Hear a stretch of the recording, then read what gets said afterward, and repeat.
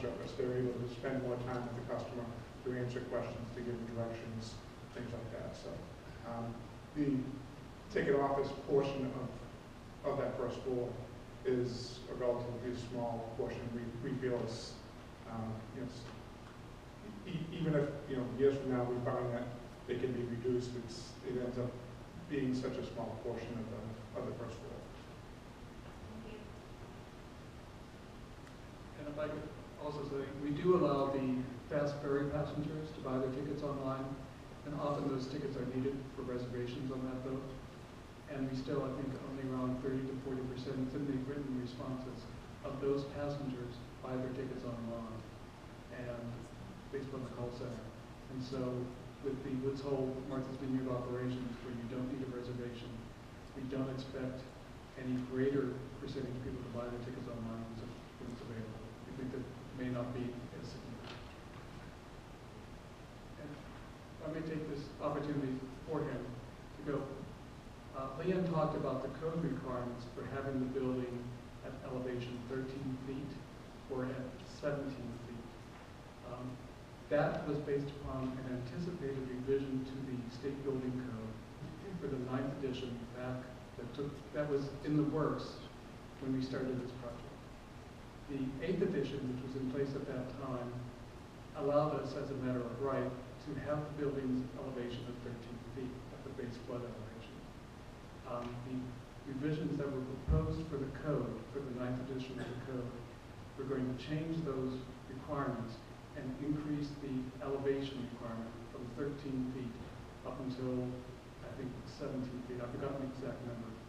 And we were planning to go get a variance, because by the time we apply for the building permit, which is when that code is going to apply to us, we were going to apply for a building permit for a variance to keep it at 13 feet.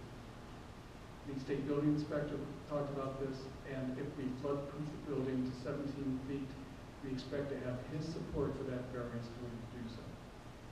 When the 9th edition was finally published, it did not include those changes. So at this time, we are able to go in, maybe correctly, and have the building elevation at 13 feet, where we made a commitment to the Coastal Zone Management Agency to flood-proof the building to 17 feet. And so those requirements are in there, but we still may need a variance because the next edition of the code is expected to take effect early next year, and we probably will not be applying for a building permit until after that. Bob and Steve, about the program needs for the 300-person waiting room, do I have that number right? Is that the projected number of passengers that we should be able to hold in that room? Do you really think that's necessary when tourist visitors, they're coming to the Cape not to be inside in an air-conditioned, hermetically sealed waiting room? They're here to be outside, maybe under an awning. And this is a summer problem, right? Because this is when your numbers are. And that slide you showed us, that just indicates you've got a throughput problem with your window selling. And that line, to me, you're going to have that same line inside a building. What's the difference? It's not just a summer problem. It's winter problems when we have boat cancellations much more often than we have in the summer. And you might have 2 or 3 trips canceled. You have people who've already come down in order to take those boats, and they need a place to stay. And that's exactly when they need to be inside, not just under cover. And we had that significant problem a year ago, March, when we were not operating a temporary terminal building, and I'm sure all of you saw the photographs of the people waiting in line for the freight boat early in the morning. Well, to me, this is your opportunity to send those passengers who have extra time out into the village to Coffee Oak, Pie in the Sky. I mean, to plan for this scenario, to me, seems excessive. So at this point, this is the presentation. We'd like to get into the point to open up the floor for more comments. I don't know if there's any public officials in the room. So I think he's gone. So, but with that, we've provided that we'd like your comments now, or if you know our staff is taking some notes, we're also tape recording tonight's proceedings, so that way we can have it You can submit your comments to the Communications Director, Sean Driscoll, on the forms we've provided. You can also submit your comments by email or snail mail to the addresses we have indicated on those forms. We ask, however, that you submit all of your comments by April 12th so that we can review them and incorporate them into the decision-making process to determine the building's design. We'll also be presenting these 3 design alternatives to the Falmouth Historical Commission for their input at the next meeting on April 2nd, Tuesday, April 2nd.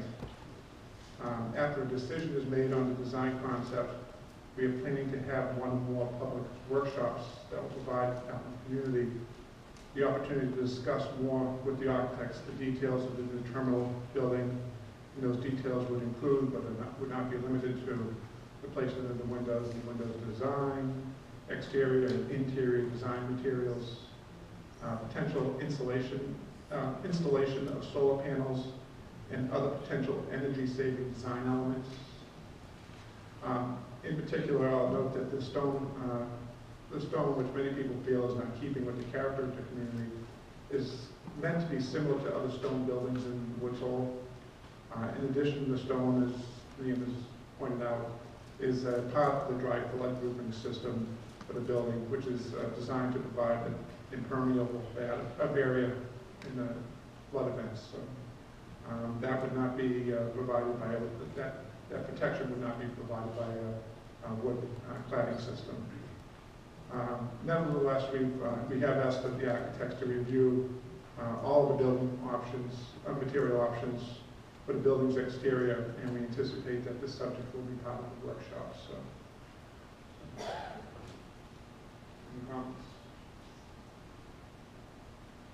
I have just one question. It seems to me that height is the biggest problem. And it seems to me that everything that goes on the second floor could probably go on in a separate building. I know that might be, up where the fridge is, or something. All that stuff except for the maybe utility room or something could be moved. That would lower everything down, am I right? And well, we could use the temporary terminal for a temporary second floor while we were saving money. So if you recall the view shadow study that Liam showed, it showed that even a one-story flat roof building was going to be obstructing our view out to Devil's Foot Island. And that was before any utilities, mechanicals ended up being put on the roof of a flat one-story building. So once that view is blocked, it's more efficient to have those functions in the same area. It changes the code requirements for the utility building, which then drives up the cost of that portion of the project. Or, Well, I think that wasn't a flat roof, one-story projection. That was a regular roof line. he had both versions. He had the flat roof and the one with the gable roof. You showed a flat roof? Yes.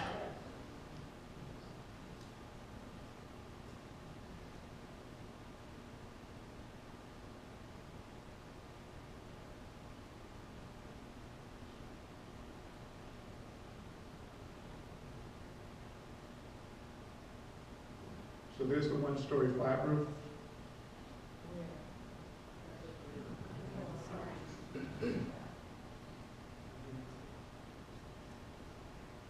that's if everything is in the one story, all the functions. I believe that's the same footprint. Same footprint.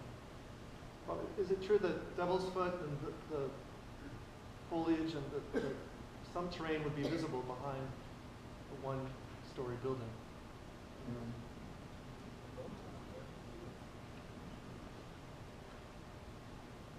So, yeah, so that's the shoreline that's actually beyond Devil's Foot. That's the basic first floor elevation. And then here's the one-story flat roof, and that would be blocking the view of Devil's Foot. And Here's the one story with the gable roof.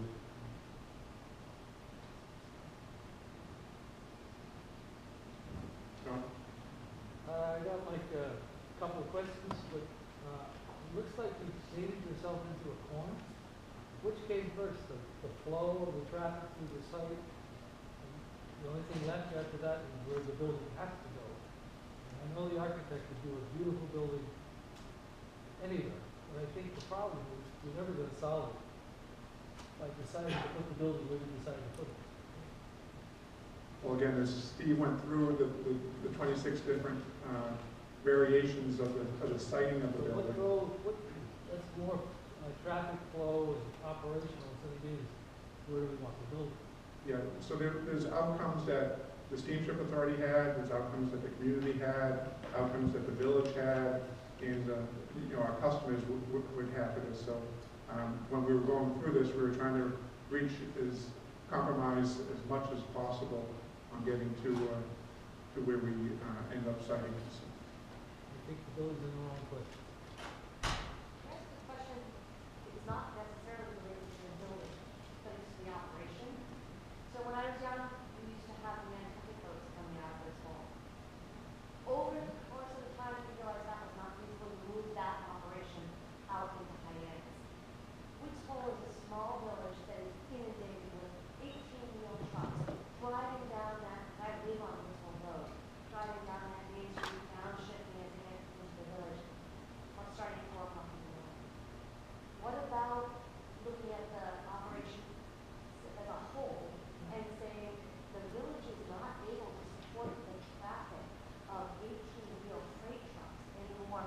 And if you did that, you would have, if you took those 18-wheeler trucks, you wouldn't have to have all of the truck parking and all of the logistics of the parking.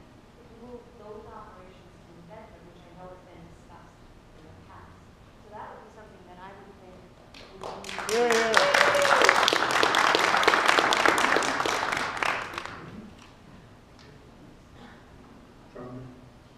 John? The other day, Lori wrote a wonderful letter to the enterprise, of which I want to quote one paragraph. She says, "The Steamship Authority is a self-governing, self-regulating monopoly that licenses and oversees its own competition. They pay no taxes to the town of Falmouth and are not subject to any local or state oversight. In short, they do what serves their interests with little or no regard to the effect their activities have on the quality of life or the infrastructure of the affected port communities.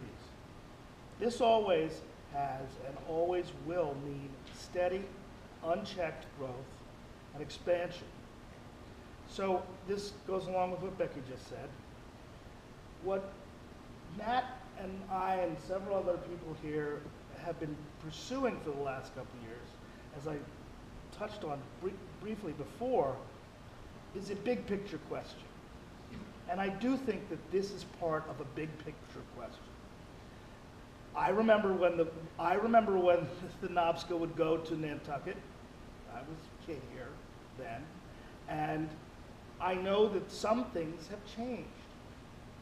What I really would like to see change here is an attitude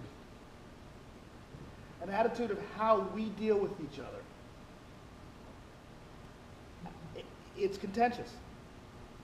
And to not acknowledge that is to say that there is not a 300-pound gorilla in this room. And there is. So I find this whole process, again, alienating. I feel like this is what in the 50s used to be called, if this was sculpture, plunk art. Something that is positioned in a public square as a commemorative thing without the long-term foresight of how it might affect the public 50 years from now. So, it is, imagine it's 2035. Coastal water levels have significantly risen, and at high tide, I don't know if you've noticed it, the high tide last winter was up to the drawbridge. Okay, that's very high. It's probably a spring or fall moon. The first half of the site, that closest to the docks, is in stormy conditions and inundated. And I really appreciate the explanations specific to how to fortify the structure so that it is in essence storm-proof. But the ticket offices are literally at shoreline, and high tide queuing becomes very complicated because of a level of water management, the likes of which we currently do not know. But we're not New Orleans, and we're not Delft yet. Long-term planning is not just about heights of estimated floodplains. It's about siting. And the Dutch, for example, or like the state of Washington, who is the largest commissioner of the HMS, I guess, have been doing this for a very long time. They've lived underwater for a long time. Now, we know when Bienville and when Iberville came to New Orleans, they went back to France in the early 1700s, and they said, or late 1600s, and said to the king, you know, it's a swamp. We really shouldn't build there. They did anyway. And arrogant humans that we are, we figured we'd come up with a levee system that would keep New Orleans safe. Well, does it? And did it? So it's a matter of what is the rush? Other than, as I think maybe Ted said or somebody else said, there is financial commitments here. And there are some kind of crises. And frankly, I don't want to live my life based on having to retroactively determine how to deal with a crisis. And I'm sure you guys understand crisis management, because that's the kind of thing that you would run into if a boat hits a piling, if something gets stranded. I mean, you deal with that. I got that. I just don't see how, in siting a building where you're siting it, regardless of the 26 machinations of design criteria, how this placement really deals with a dynamic site, a site that is in flux, and that will continue to be in flux over the next 50 years.